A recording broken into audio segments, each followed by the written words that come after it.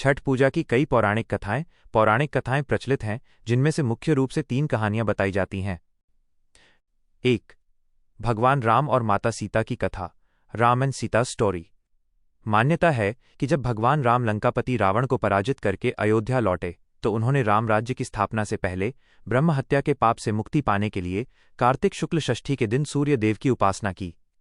माता सीता ने भी राम के साथ ये व्रत रखा और सूर्य देव की पूजा की थी। इसके बाद अगले दिन सप्तमी को उगते सूर्य को अर्घ्य देकर अनुष्ठान पूरा किया। तभी से छठ पर्व मनाने की परंपरा शुरू हुई। 2. द्रौपदी और पांडवों की कथा, Draupadi and the Pandavas story. Mahabharata काल में जब पांडव जुए में अपना सारा राजपाट हारकर वनवास काट रहे थे और बहुत कठिन समय से गुजर रहे थे, तब महर्षि धौम्य के कहने पर द्रौपदी ने ये छठ व्रत रखा था। द्रौपदी ने सूर्यदेव और छठी मैया से अपने परिवार के कल्याण और राजपाट वापस पाने की प्रार्थना की।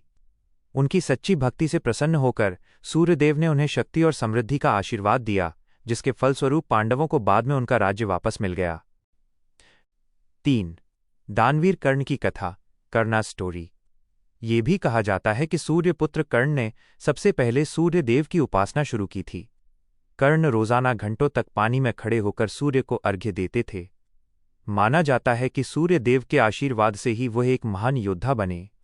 छठ पर्व में सूर्यदेव की पूजा का ये भी एक प्रमुख कारण है। छठ पूजा मूल रूप से सूर्यदेव और छठी मैया को समर्पित है।